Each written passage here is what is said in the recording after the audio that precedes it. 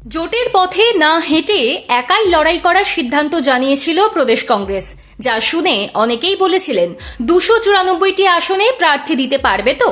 CPIM এর মতন তারাও এ রাজ্যে বিধানসভায় শূন্য, কিন্তু কার্যক্ষেত্রে দেখা গিয়েছে উল্টো ছবি।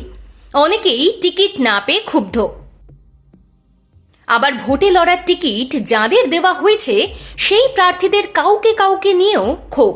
284টি আসনে ইতিমধ্যেই প্রার্থী ঘোষণা করে দিয়েছে শুভঙ্কর সরকারের দল।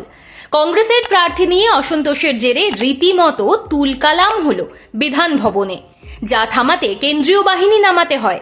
তার মধ্যেই দ্বিতীয় দফার তালিকা ঘোষণা করে দিল প্রদেশ কংগ্রেস। বাকি 10টি আসনের মধ্যে 9টি প্রার্থী তালিকা দেওয়া হয়েছে, বাকি রইল শুধু হাবড়ার প্রার্থী ঘোষণা। দ্বিতীয় দফায় প্রার্থী তালিকায় উল্লেখযোগ্য নাম শুভঙ্কর সরকার। প্রথম তালিকায় তার নাম ছিল না, শোনা গিয়েছিল তিনি এবার ভোটে নাও দাঁড়াতে পারেন, কিন্তু কেন্দ্রীয় নেতৃত্ব তাকে ভোটের ময়দানে দেখতে চেয়েছিলেন।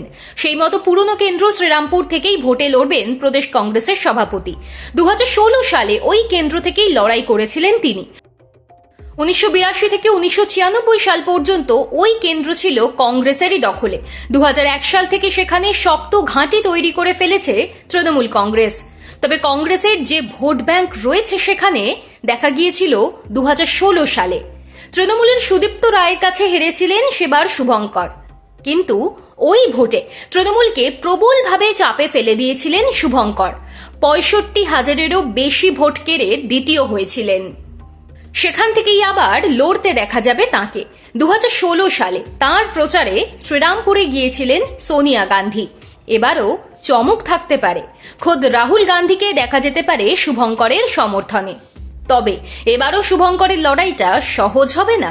তৃণমূলের তরফে দাঁড়িয়েছেন তন্ময় ঘোষ, সিপিআইএম এর তরুণ নেত্রী নবনীতা চক্রবর্তী, বিজেপির হয়ে লড়বেন ভাস্কর ভট্টাচার্য। অবশ্য দ্বিতীয় দফার প্রার্থী তালিকা ঘোষণার আগে তুমুল বিক্ষোভের সাক্ষী থাকল কংগ্রেস।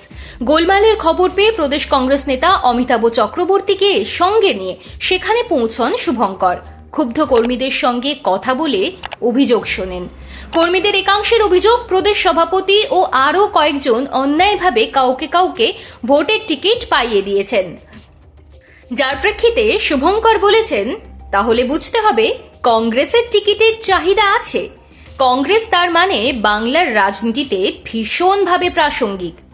পাশাপাশি তিনি মনে করিয়ে দিয়েছেন কংগ্রেসে প্রদেশ সভাপতি একা টিকিট দিতে পারেন না।